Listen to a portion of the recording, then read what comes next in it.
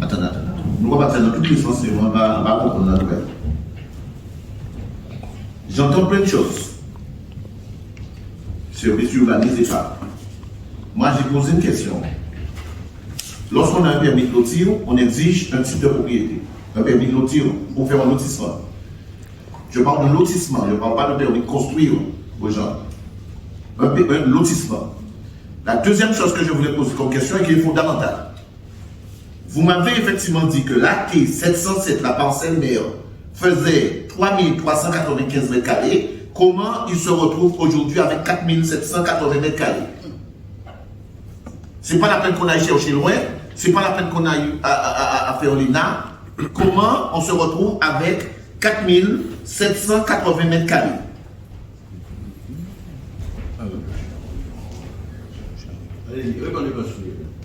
Oui, alors effectivement, en regardant le document, la demande, j'ai parlé des 3 lots à construire, en fait c'est 3395 mètres carrés. La surface totale de la parcelle qui est indiquée par le dépositaire de la demande de permis de lotir, c'est 3995 mètres carrés, donc on est à peu près à 4000 mètres carrés. Après, il peut y avoir un écart tout simplement parce qu'avant, les documents, les mesures étaient faites avec des comment ça s'appelle là, les décamètres. 2007 le lotissement date de 2003. La demande a été déposée en 2002. Alors, on a un problème là. On a un problème. Non, excusez-moi, 2003.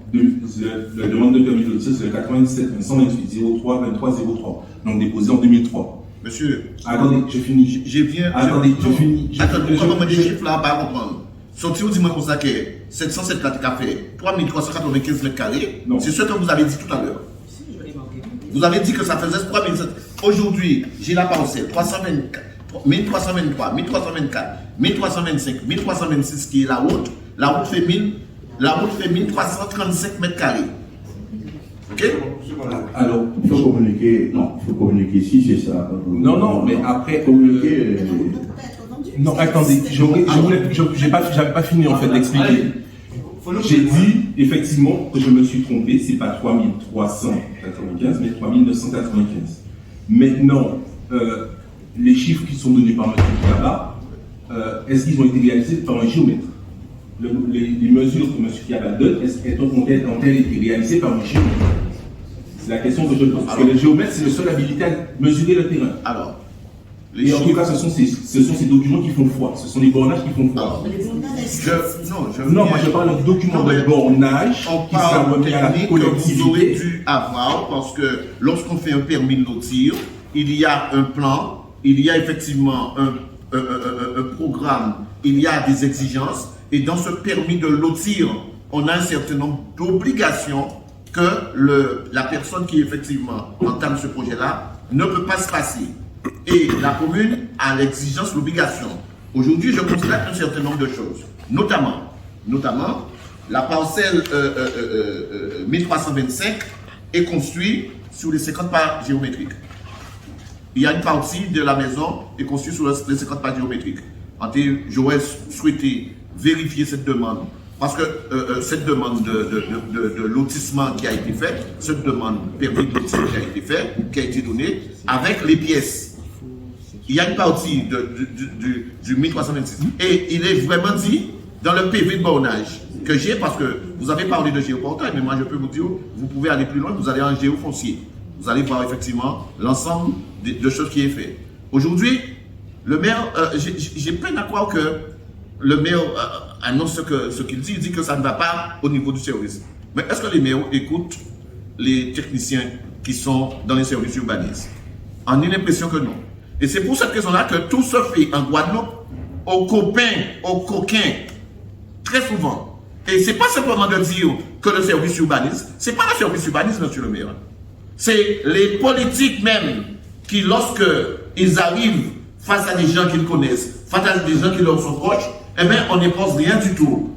On est adhéré, comme le disait le collectif ici tout à l'heure, on se retrouve avec un lotissement de 25 logements, je le dis aujourd'hui, qui a été fait sans aucun permis de lotir depuis au départ.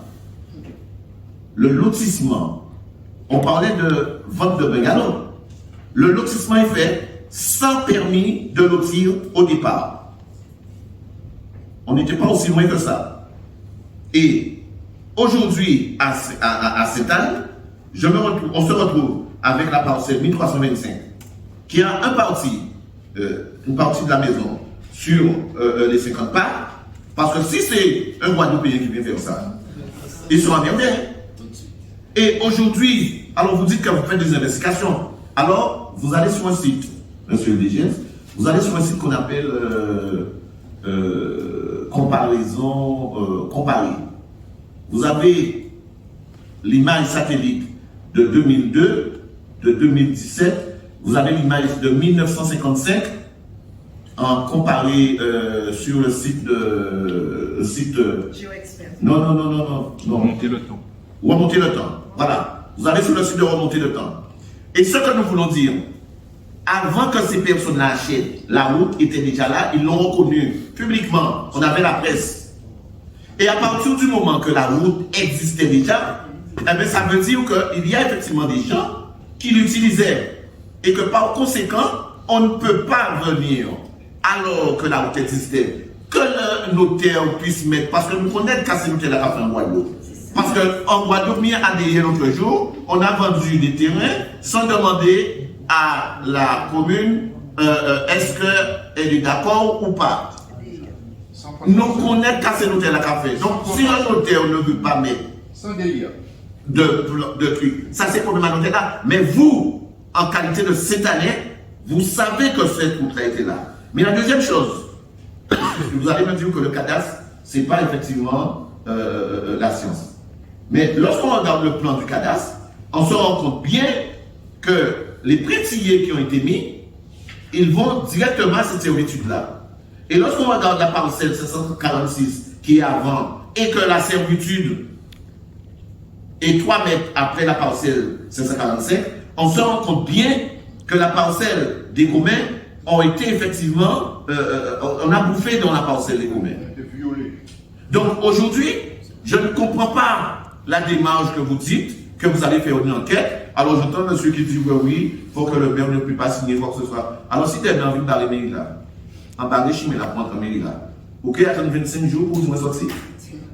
On va faire une procédure rapide pour que nous sortions là. Aujourd'hui, c'est en train d'exploser en Guadeloupe par rapport à la pratique de certains élus. Moi, je le dis, je prends la responsabilité. La pratique de certains élus. Et lorsque ce petit malheureux qui vient demander quelque chose, un truc pour faire une maison, pour faire un lotissement, eh bien, c'est tout et n'importe quoi qu'elle va demander. Donc aujourd'hui, on n'a pas de concession. On n'est pas là pour dire qu'on vient dans l'esprit de trouver une solution avec vous, d'aller demander à la police. Ces documents-là, je le redis, vous devez l'avoir dans vos dossiers. Et si vous ne l'avez pas dans vos dossiers, ce n'est pas le maire. Peut-être le maire n'était pas là à cette époque-là. Mais il y a une municipalité et lorsqu'on est maire, on prend tout ce qui était avant et on prend aussi ce qui arrive. Donc, quelque part, on est responsable.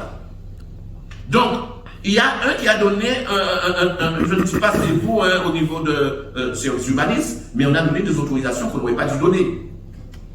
Parce que ce document-là doit être là. Le PV de bornage doit être là. Donc, pour faire le lotissement. Et c'est ce qu'il a dit. Et aujourd'hui, on ne se retrouve pas face à quelqu'un.